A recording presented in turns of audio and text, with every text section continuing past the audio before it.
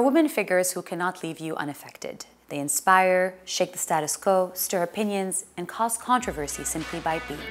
Joumana Haddad is a writer, a journalist, a university professor, and an activist for freedom of expression, marginalized people, and human dignity. She has published over 15 works of fiction, nonfiction, and poetry.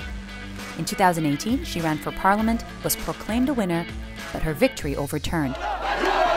A big protest ensued to object what happened, and Haddad appealed to the Constitutional Court contesting the results. She recently started her own TV show called Forbidden, where she features people who face censorship and repression in their respective countries. You've always been characterized as a rebel. Yeah. A fearless woman, very bold. With that comes controversy. Mm-hmm. Do you enjoy the controversy, or you're like, well, no, it's just here, so might as well? Well, you know, I always describe controversy as a collateral damage, but also a collateral pleasure. Yeah. It's not like I'm a rebel because of the context. If I were born like in a country like Sweden and had all these beliefs that I have, and had all the respect for the values that I respect, I wouldn't be a rebel. I would be a normal person. But the context is infuriating, you know? And that is why there's a lot of controversy, because I don't, you know, think twice about what I'm gonna say. I just go ahead and say it.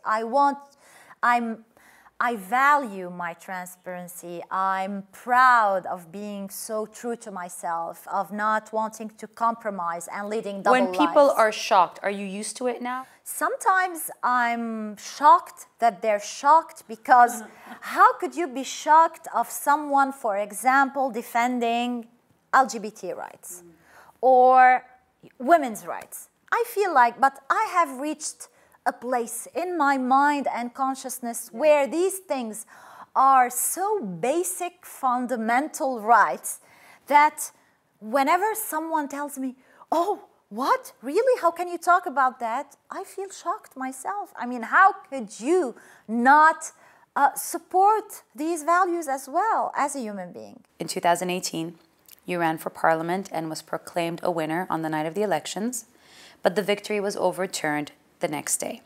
What do you really think happened that night? I won, yes. But then at the darkest hour, we started hearing that envelopes are appearing out of nowhere with, you know, different votes. I actually knew that my victory was overturned the next day. It was like 10 a.m. Paula woke me up and told me, Joumana, they're trying to steal away your seat. Wake up. Because I went to sleep at 4 after having celebrated. I was so tired, you know, it was a long day. And at 4 a.m., everything was still fine. So there were lots of different factors. We have them in our case. Mm-hmm. I cannot discuss all the details now, but we have a lot of it's proofs. Fraud, you think? Yes. It's fraud? Yes. Why would they do that? Well, do you hear them now, how they're talking about Husas, my portion of this and your portion of that? How would you like them to give away a seat to someone who's independent? Already, I'm sure they're not happy that one of us has made it. So having two women and two strong-minded women who are not afraid to say things as they are, I think was a little bit too much for them. Plus, I would have to say that the one who took my place is part of the whole governing system. If you had gotten into parliament, what would have been the first thing you would have worked on?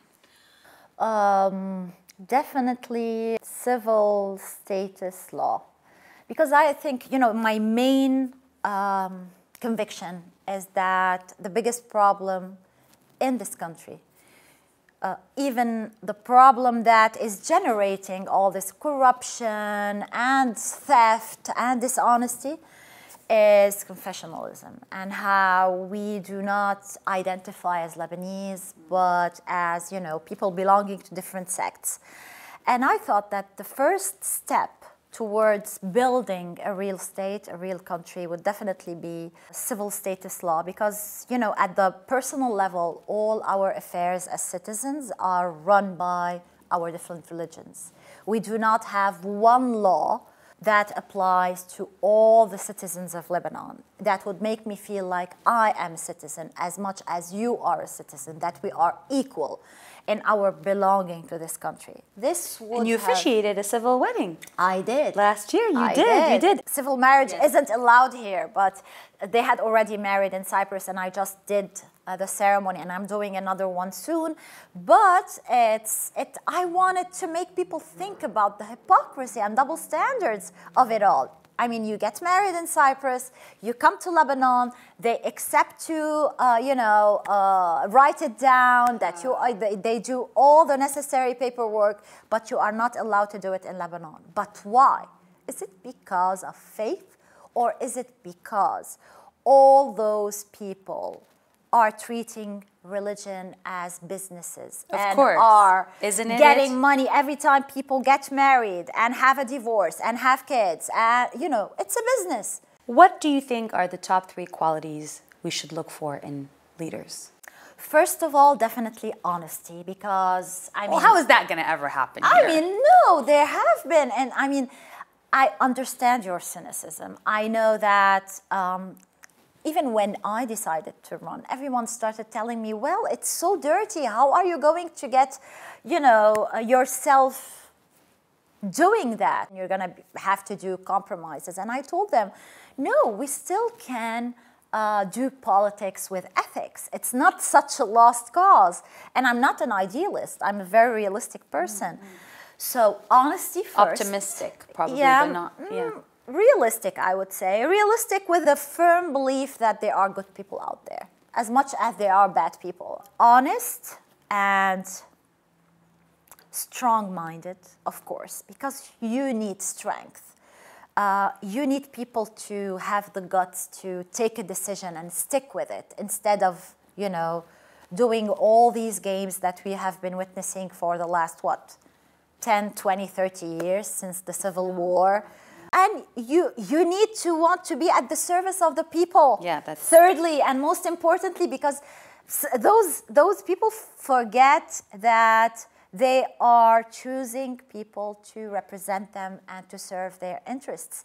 These are public servants. I mean, all of them. Technically, they are. All of them, the deputies, all of them, even the head of the government, everyone. Honesty, strength, and wanting to serve the people. To be a public servant. Yeah. You decided to run because your eldest son, well, now also your youngest son, left the country. And you thought to yourself, well, look at all these young people leaving the country because Lebanon is so limited. Yeah. And yet, there's a lot to do here. There are opportunities. It's one of the reasons why it's kind of a contradiction, isn't it? Yeah, I know, but I understand... I understand the suffocation that young people are feeling. In a way, my generation, the ones at least who decided to stay, because many people of my generation have left, my generation is stuck with Lebanon because we have lived the Civil War. We have been there all along. It becomes costly to give it all up and leave. At least that's how I feel. I feel like having witnessed and survived all that misery, I have at the same time a responsibility and a passion to contribute in changing things to the better. But my son's generation, they do not have that. They haven't had this involvement. They have witnessed a weak Lebanon, but without the argument of war that we had. We could say, well, Lebanon is weak because there was war, but now we're gonna make it better. But they don't. They just witnessed a country without spine, I would say, a spineless country. So I understand their willingness and hastiness to leave, because Munir always tells me there is respect for each and every human being, however different they are. There's respect for the law. People never break the law because they know that if they broke the law, they're going to have to pay the price.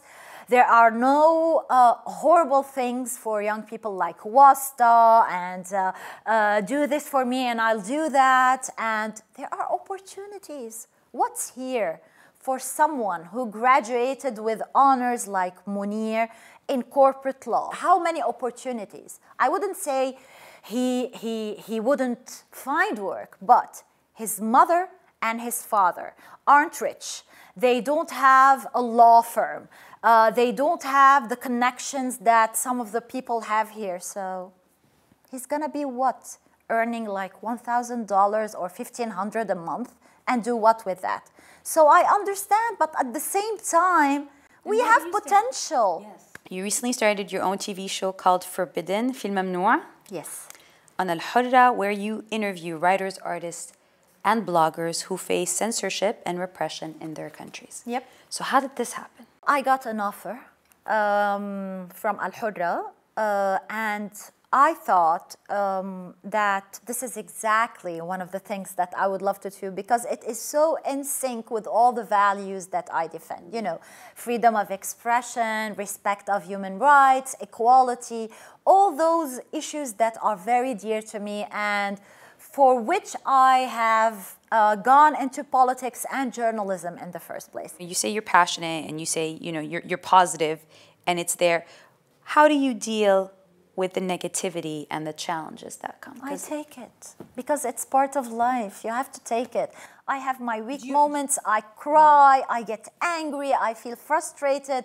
I want to leave it all and go to Brazil and live there by the beach. And, you know, but then again, I sleep and I wake up and I say, no, it's a new day. This is where I want to make a difference. This is where I want to Have you been able to make a difference so far? Little, you know, small victories. It's not a difference that you and I would be able to notice when a young, you know, 17 or 18-year-old man or woman write to me and tell me that they have learned something or that they felt that I was expressing them with my writings or with my fights and I give them the will to fight as well, of course. But it's a difference. It's not just me. It's all the people who still believe in this country. Are you ready? I'm ready. Okay. As a female leader, what has been the most significant barrier in your career? Obviously, sexism. I mean, the way people, even women, I'm not just talking about men, they treat you with condescendence, they underestimate you. But it's been fun because I enjoyed letting them down and proving them wrong. What's the biggest risk you've ever taken? Whew, I've taken so many What's the biggest risk you've ever I think that running for elections has been one of the biggest risks of my life. What is the worst rumor you've ever heard about yourself? I don't give any importance to rumors. There has been everything you could imagine, of course. Okay, give me a mild one if you don't want to give me the worst one. She wants to corrupt our children. Okay. You know, because freedom corrupts. Because freedom of choice and of thought corrupts. You know, it's very bad. What is your why? Why? Why? Yeah. Why isn't this country functioning? You once wrote, Superman is an Arab. Yes. What is your superpower? Not losing hope, I believe. You know, waking up every day with passion. But talking about superheroes, I've always wanted to star in a Quentin Tarantino movie. Quentin Tarantino and be like Kill Bill, Uma Thurman. Oh, Yeah. I love that. That would be like your go-to role? Oh, I would love it. But man is not the enemy. It doesn't end very well. Man is not the Man enemy. is not Although the that enemy. Kill Bill is about That that. man, that man, yes. Bill, But it's Kill Bill. It's Bill, really what it's yeah. about. Thank you so much. Thank you so you. much. Thank you. After 7 You're years, here we amazing. are.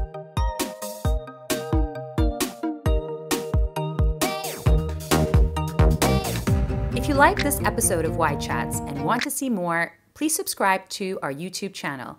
Click, click, click.